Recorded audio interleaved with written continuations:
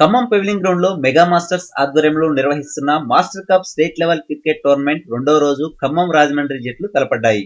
రెండో రోజు మ్యాచ్లను టోర్నీ నిర్వాహకులు బుర్రి నాగేశ్వరరావు, మసూద్, గయాస్, మహమ్మద్, సయ్యద్ ఆసిస్ అలీ క్రీడాకారులను పరిచయం చేసుకున్న అనంతరం మ్యాచ్ ను ప్రారంభించారు.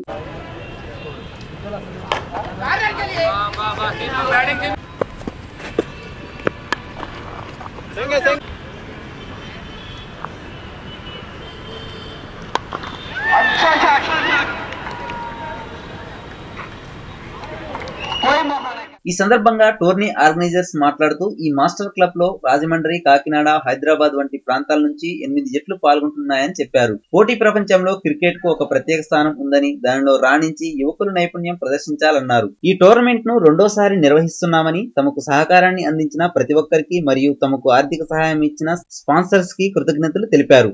అలాగే ఈ మ్యాచ్ ను చూడడానికి ప్రేక్షకులు అధిక సంఖ్యలో వస్తున్నందుకు సంతోషంగా ఉందన్నారు. ఇది రెండోసారి స్టేట్ లెవెల్ టోర్నమెంట్ పెడుతున్నాము. సేమ్ తరహాలో 2006లో 8 టీంలతో ఆడిపించాము. లాస్ట్ టైం ఆడిపించిన టోర్నమెంట్ లీగ్ కమ్ నాట్అవుట్. ఈసారి ఆడిపిస్తున్న టోర్నమెంట్ ఓన్లీ నాకౌట్ టోర్నమెంట్. ఇక్కడ రాష్ట్రంలో ఉన్న మొత్తం 8 టీంలు పాల్గొనడం జరిగినది. ఖమ్మం లోకల్ నుంచి 2 టీంలు తీసుకోవడం జరిగినది. ఒకటి కొత్తగూడెం నుంచి, ఒకటి ఒరిస్సా నుంచి, 2 హైదరాబాద్ నుంచి, ఒకటి కాకినాడ నుంచి, ఒకటి రాజమండ్రి నుంచి. మొత్తం 8 టీంలు ఆడుతున్న ఈ టోర్నమెంట్లో నాకౌట్ పద్ధతిలో ఆడబోతున్నది. టోటల్ 8 రోజుల టోర్నమెంట్. 22న గ్రాండ్ ఫైనల్ జరుగుతుంది. దీనికి టీంలలో వచ్చే కాకినాడ, రాజమండ్రి టీంలలో రంజీ ప్లేయర్లు కూడా పాల్గొనడం జరుగుతున్నది. ఈ టోర్నమెంట్ నిర్వహించినటువంటి మాకు కూడా చాలా సంతోషంగా ఉంది. ఎందుకంటే గతంలో కూడా మేము మా ఫౌండేషన్ ద్వారా స్టేట్ లెవెల్ క్రికెట్ టోర్నమెంట్ పెట్టాము. అదేవిధంగా ఇక్కడ నుంచి లోకల్ ప్లేయర్గా సీనియర్ ప్లేయర్ విద్యను కూడా మాకు చాలా సహకరిస్తున్నాడు.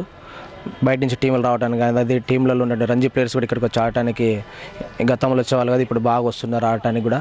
దీనివల్ల ఇక్కడ ఉన్నటువంటి క్రీడాకారులు వాళ్ళని చూసుకొని కొద్దిగా డిసిప్లిన్ కానీ, ఆట తీరు మార్చుకోవడం కానీ అలాంటివి జరుగుతున్నాయి.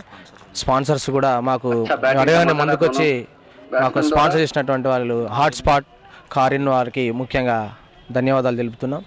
అదేవిధంగా మరి ఇక్కడ ఈ క్రీడని చాలామంది సంతోషంగా చూడటానికి అక్కడ బాగా వస్తున్నారు. దీనికి సహకరించినటువంటి మిగతా ప్రేక్షకులకి మరియు న్యూస్ వారికి కూడా ప్రత్యేక ధన్యవాదాలు.